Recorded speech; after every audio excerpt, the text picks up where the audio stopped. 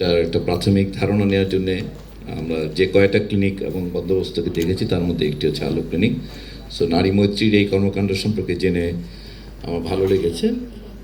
এছাড়া এখানে উপস্থিত আছেন বিশিষ্ট গবেষক এবং ক্যান্সার সোসাইটির সভাপতি, এছাড়াও মন্ত্রণালয়ের কর্মকর্তা এবং আপনারা যারা এখানে সামনে উপস্থিত, নারী মৈত্রী সহ বিভিন্ন প্রতিষ্ঠান যারা এই ধূমপান বিরোধী লড়াইয়ে একসাথে কাজ করছেন।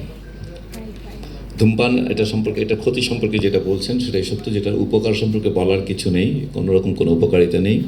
তবে আমি খুবই অবাক হই যখন নাকি এটা আলোচনার সময় 4টা কোপেনহেগেন সামিটে দেখবেন যেটা 6 নম্বরে হেলথের impact of climate change and health, এটা খুবই আমার কাছে মনে হয় যে এটা একটা অদ্ভুত একটা কাণ্ড, যে আসলে সকল কিছুই আসে যায় না, যে কোথায় কুমির কয়টা আছে, কোথায় রয়্যাল বেঙ্গল টাইগার কোথায় কমে গেল, অথবা কোন জায়গায় কি পানির রং পাল্টে গেল ক্লাইমেট চেঞ্জের কারণে। এটা সবগুলোই অর্থহীন যদি মানুষ সুস্থ না থাকে।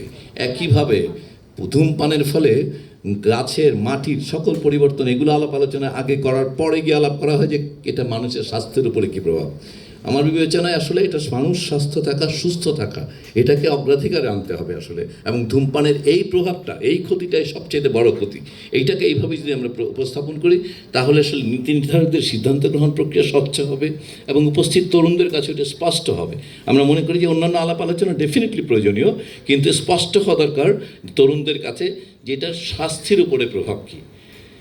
এবং সেটা দেখতে গিয়ে এটা হচ্ছে সকল নেশার গেটওয়ে। এটা হচ্ছে মূল সড়ক। এই সড়ক দিয়েই সকল নেশা মানব জীবনে প্রবিষ্ট হয়।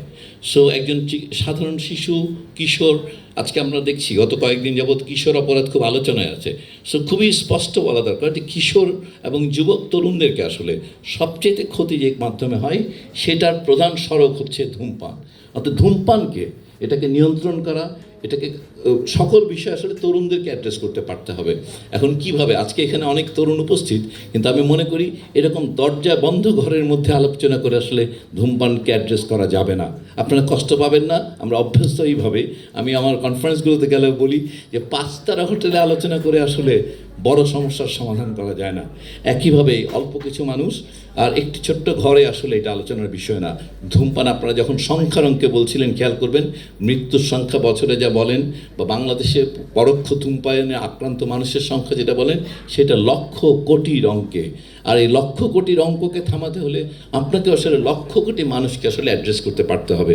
নীতি নির্ধারণে, নীতি পরিবর্তন, এটা একটা কঠিন কাজ বটে, কিন্তু এটা আবার ট্যাক্স বাড়লে বিক্রি কমে গেল, এটা আদেশ করে দিলাম, এটার গায়ে লিখে দেওয়া হলো সতর্কবাণী, এগুলোকে অনেকটা সহজ ইন্টারভেনশন মনে করা হয়। কিন্তু মনে রাখা ভালো, এই ইন্টারভেনশনগুলো আপনারা দেখেছেন যে বেশ কয়েকবার বাংলাদেশে 2বার বড় ধরনের উদ্যোগ, এগুলো কিন্তু পৃথিবীর সঙ্গে কম্পেয়ার করলে খুব খারাপ না আর কি। আমরা যদি বলি যে বাংলাদেশে 2005 এবং 2013 যে উদ্যোগ, ওই সময়কালের কনটেক্সটে পৃথিবীর জন্য এগুলো কিন্তু ভালো। আজকের যে উদ্যোগটার কথা বলছেন এটাও পৃথিবীর কনটেক্সটে বেশ ভালো উদ্যোগ, কিন্তু শুধুমাত্র আইনি উদ্যোগ ইনসাফিসিয়েন্ট, এই কথাটা স্পষ্ট হওয়া দরকার। এই ধরনের আলোচনাগুলো যদি আজকে বিশ্ববিদ্যালয় হতো, শহীদ মিনারে হাজার হাজার লোকের মধ্যে হতো, আজকে যদি দেশের সবগুলো বিশ্ববিদ্যালয়গুলোতে এই আলোচনাগুলো হতে থাকতো শত হাজার মানুষের মধ্যে, তাহলে আসলে এর প্রভাব পড়তো। ওদের সিএসআরকে আক্রমণ করবো, আইনে নিষিদ্ধ করা, এটা হলো এক জিনিস, কিন্তু এর উল্টো পক্ষে কেন কোনো প্রচারণা থাকবে না? মানে সিএসআর দিয়ে তারা যদি একটা ফেস্টিভ্যাল করে, আমাদেরও তো একটা ফেস্টিভ্যাল হতে পারে তরুণদের, যেই ফেস্টিভ্যাল ধূমপান বিরোধী ফেস্টিভ্যালের মতো। অতএব আসলে আমাদেরকে তাদেরকে প্রতিটা ফ্রন্টে লড়াই করতে পারতে হবে।